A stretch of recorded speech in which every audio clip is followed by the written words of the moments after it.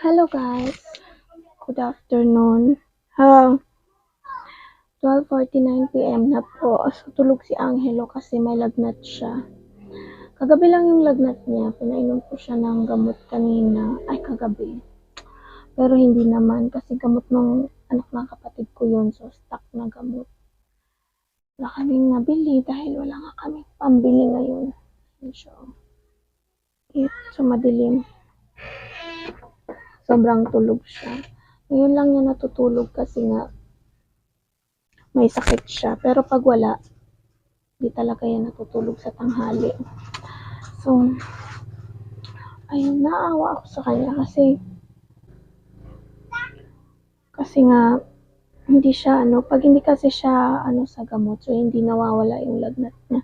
Pinawisan naman siya kagabi, so, nagpasalamat na ako kasi pinawisan siya kagabi, pero, hindi rin natanggal yung lagnat niya. Ayan, may lagnat pa rin siya ngayon. Buti nga, kumain siya, tapos, uminom siya ng gatas. Hanan ko na lang siya ng gamot na yung gamot na kinukuha ng kapatid ko. So, itatapal ko sa niya. Tatapal ko sa noon niya, sa likod, saka sa leeg niya. Kasi wala din kaming pambili ng ng cool fever. So, how I wish talaga na may ako, na may pera ako. Kasi, wala eh. Ang hirap kapag walang pera, di ba? Gaya nito. Walang-wala talaga akong pera ngayon. So, wala akong pambili ng gamot niya. So, yung gagawin ko munang cool fever. Pero sa totoo lang, malamig to. Ito siya, oh. Ito yung dahon niya. No, maliliit lang yung mga dahon kasi payat sila. Ayan, oh. Ito. So, yung mga to, didikdikin mo lang siya. Tapos, yun yung itatapal mo. Kasi pag dinikdik mo to, lumabas yung mga niya, tubig-tubig niya. Malamig siyang masyado. Kasi hindi nawawala yung lagnat niya. Kanina, nanonood siya dun sa sa loob, sa upuan. Nakakatulog siya kasi pagka ganyan may sakit siya. Hindi siya naglalaro. So, alam nyo, iniisip ko talaga na sana kung may pera lang ako. Napa-check up ko siya, nabilhan ko siya ng gamot. Kaso wala eh. Wala akong magawa dahil wala nga talaga kaming wala na akong naitabi, wala na akong pera. So, tiis lang muna. Pray para lang para mawala. Wala tayong magawa doon. Tapos, ayan, ito na siya. Hugasan ko lang. So, hugasan lang siya ng maigi, matanggal yung mga dumi-dumi niya. Tapos, ayun, ito na yung gagamitin kong full fever.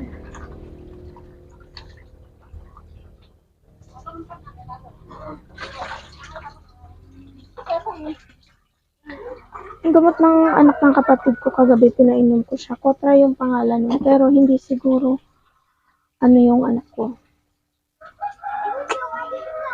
Hindi siguro niya kasundo. Kasi binibili ko yun sa kanya minsan para paracetamol lang.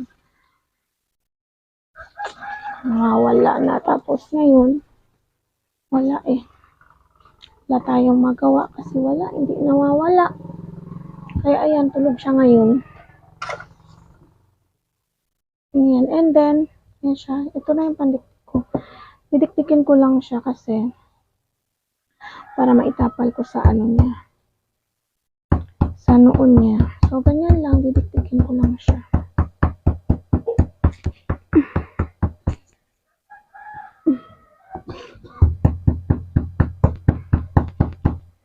Tapusin ko muna ito. Didiktikin. Tapos, maramdaman niya yung paglagay ko ng mga gamot sa likod niya.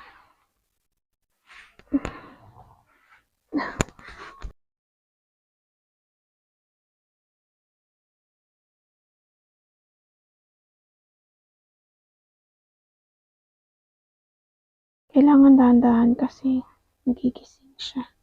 Nararamdaman niya. Init talaga siya.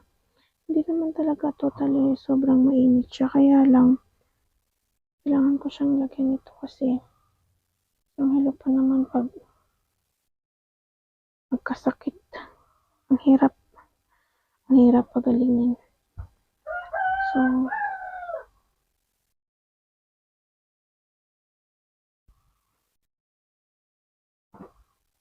talaga may pera lang ako. Sana dinala ko na to siya sa pina-check up ko na siya o di kaya binilhan ko na siya ng gamot. Kaya lang, ngayon wala talaga.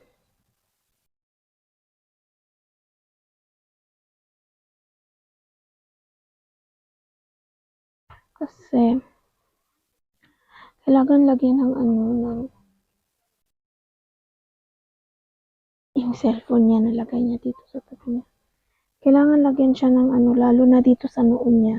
Kasi may initan yung mata niya. Kasi yung ibang sabi nila, di ba, nagkakasakit, nabulag dahil sa nagkasakit siya. Dahil yun sa lagnat. Kasi naiinitan yung mata natin. Tapos, namamatay. Kaya, yung labas niya is magiging bulag. So, kaya ginaganyan ko si Angelo lalo na pag nilalagnat. Si Angelo pa naman. Ngayon nga lang si Angelo. So, nagpasalamat ako kasi kahit ano yung laro-laro niya. So, hindi siya agad-agad tinatablan. Hindi kagaya nung baby siya dati. So, talagang siya. Tinatablan siya lagi. Kunting lang. Kunting ulan, kunting init siya.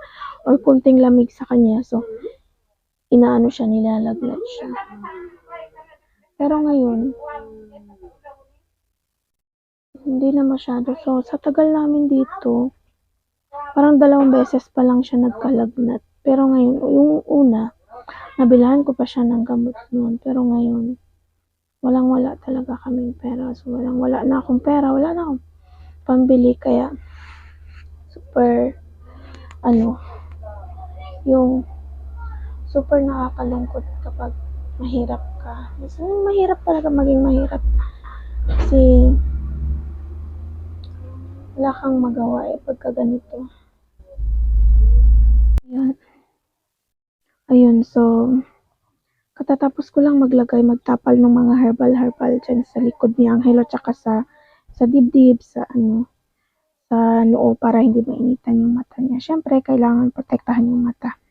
Then, ayan nga pala, may napaso akong kasi nung huling nagprito ako ng turon, so natalsik ng mantika yung tiyan ko. Ayan siya ng itim. Napaso ako, so, buti nga ganyan lang siya ganyan lang, hindi siya masyadong marami. Kasi kung marami, baka kasi pag masyado mainit, maapektuhan yung bata sa loob. Ayan, gising na ang baby sewa ko. Wake up na yan? I love you. Hindi niya tinatanggal yung mga gamot niya dito sa loob niya. Kasi sabi ko, medicine yan. Napawisan na rin siya. Sana mawala na yung lagnat. Anak. Sana mawala na yan, Mawala naman ang baby ng mami. Uy.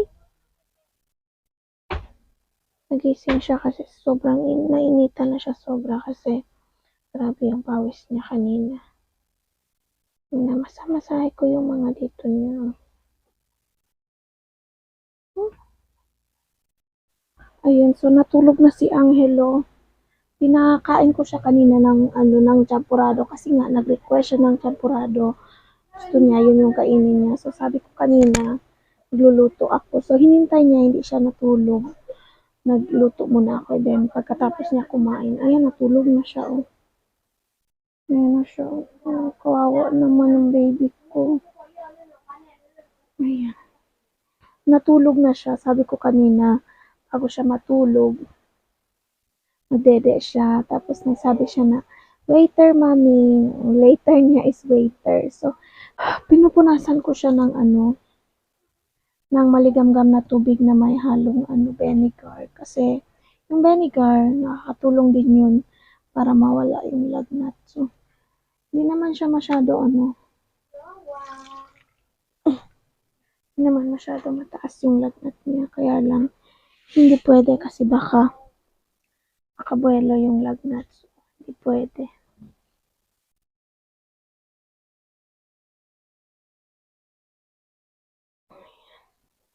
Tapos, ayan. So, hindi na masyado hindi naman masyado mainit.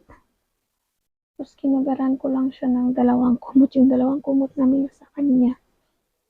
And then,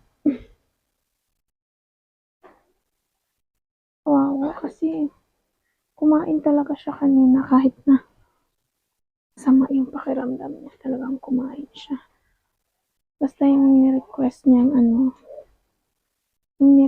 niyang pagkain, yun lang din yung kinain niya. Kasi hindi siya nag-request ng ng gata. So, hindi siya dumede. Pero mamaya, patitiin ko din yan. Hindi siya masyado uminom ng tubig. Ayan. Yung vinegar, nakakatulong na pang first aid, lalo na kapag mataas yung lagnat ng bata. Mas maganda nga yung yung vinegar na tuba. Kaya lang wala kami nun. So, dato puti na lang vinegar, pwede naman siya. Yan yung ginagamit ko sa kanya pag nilalagnat. Kahit sino nilalagnat sa amin, yan yung ginagamit ko.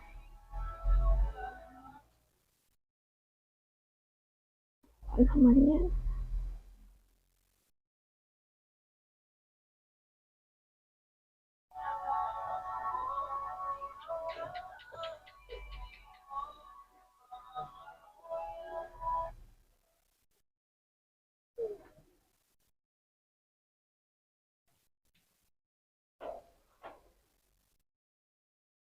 Lalagyan ko siya ng towel sa noo.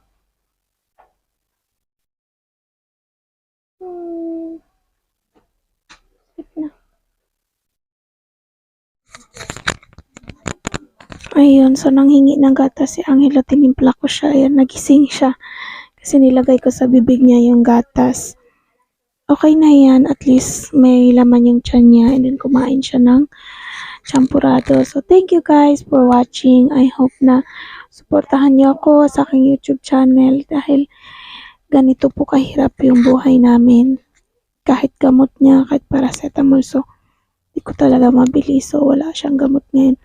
So, first aid ko lang siya ng mga herbal. Ayun nga lang yung vinegar na pamunas ko sa kanya. So, please like and to my channel guys. Bye everyone. Thank you. God bless us all.